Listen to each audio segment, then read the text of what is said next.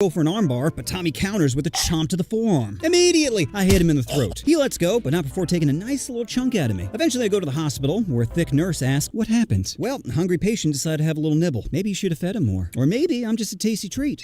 That's when I get a call from my supervisor telling me Tommy is HIV positive. Hey!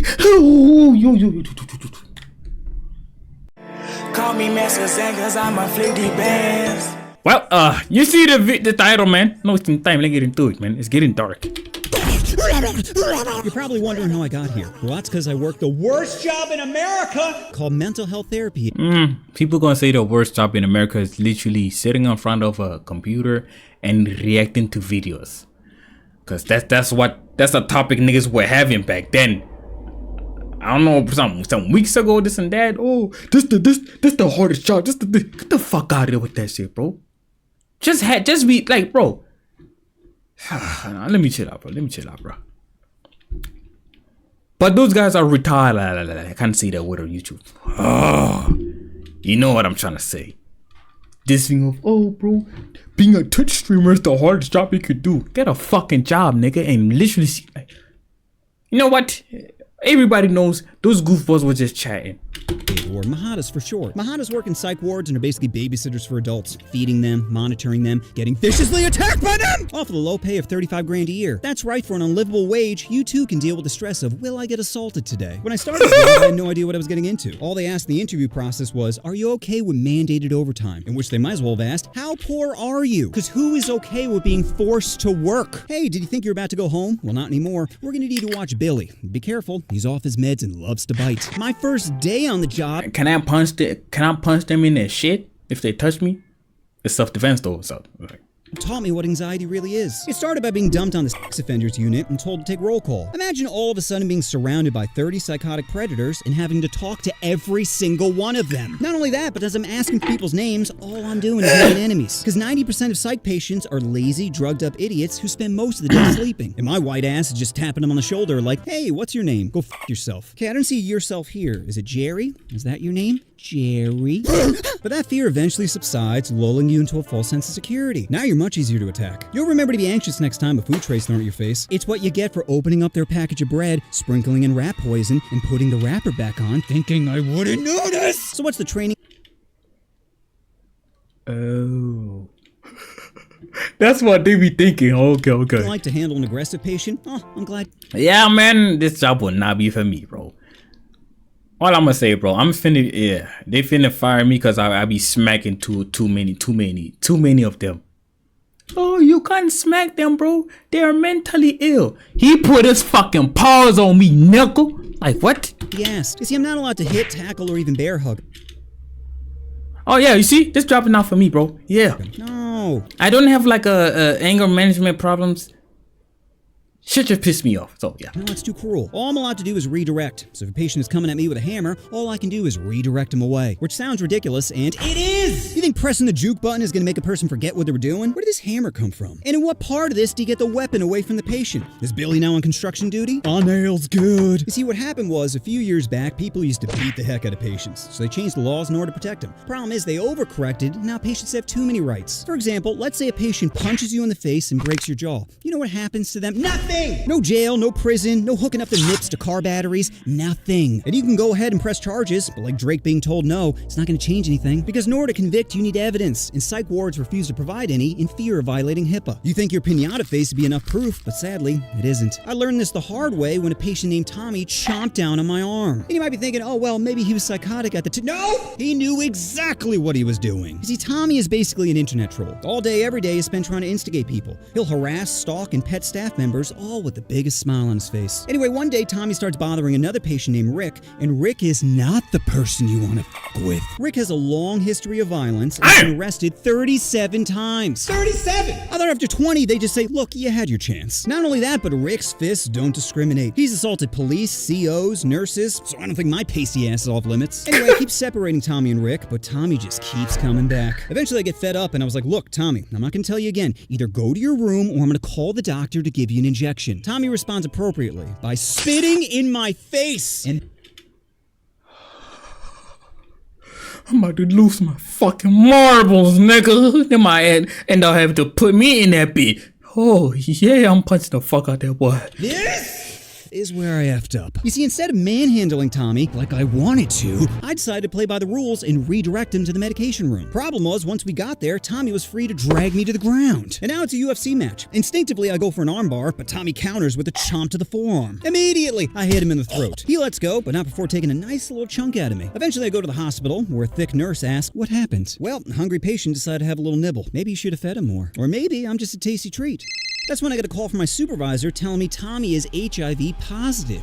Hey! This is karma for this is the karma you get for hitting him. I was about to wish for something's death. Let me just say, I was about to wish for someone's death in GTA Grand Theft Auto 5, or in the new GT that's finna come out. Ooh, chill, bro. Chill. Breathe. Positive!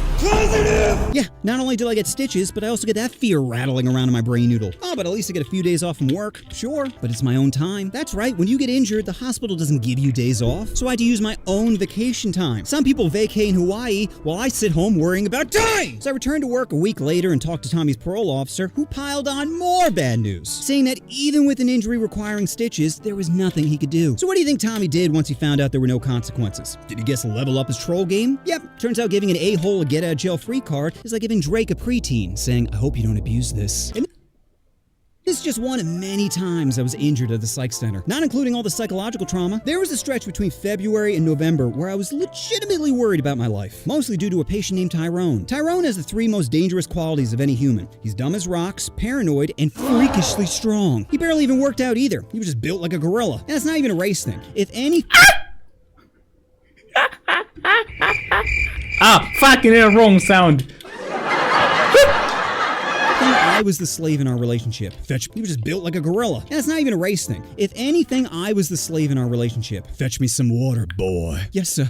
Right away, sir. But even with walking on eggshells, Tyrone would still get furious with me. Mostly because, like I mentioned earlier, he's paranoid! If you just glanced at this dude wrong, he'd think you're plotting against him. But luckily, most of the staff knew how to handle Tyrone, which was just to ignore him. Engaging with someone paranoid only fuels their delusion, so the simplest strat is to just ignore him. However, one staff member named Jamal apparently didn't get the memo and starts arguing with Tyrone. Oh no.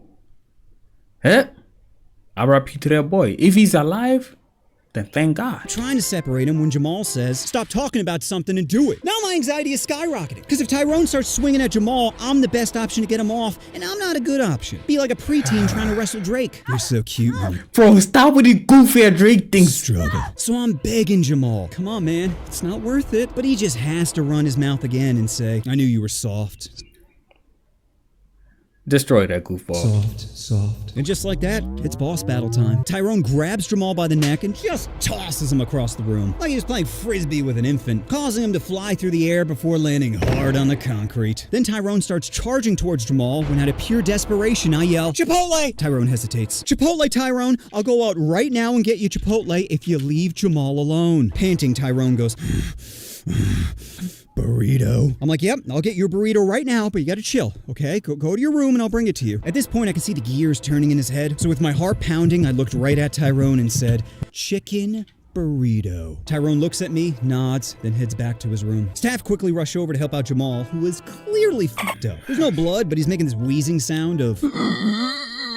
Turns out he suffered a sprained forearm, dislocated wrist, and fractured hip. Yeah, damn! From one frisbee toss. Needless to say, he never came back to work, which was probably for the best, considering he had a habit of instigating the zoo animals. So whatever happened to Tyrone, well, I got...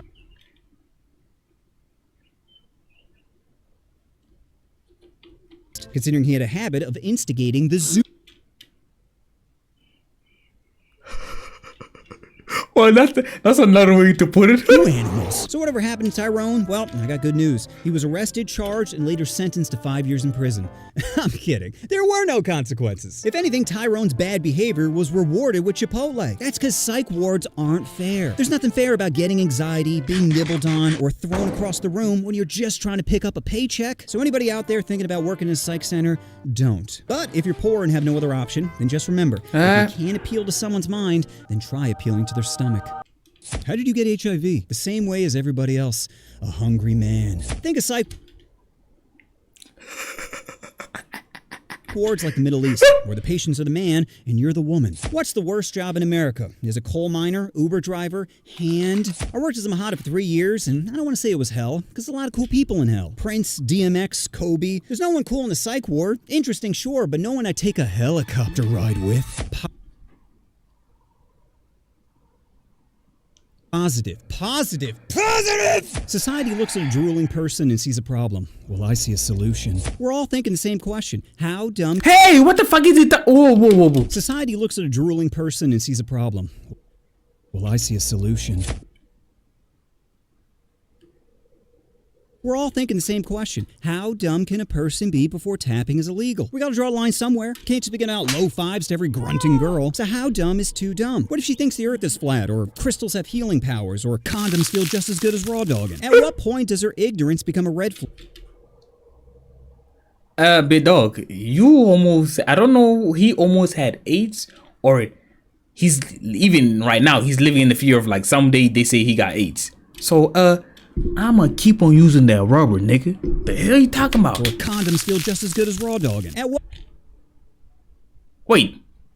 The thing for me, I didn't say, yeah, the.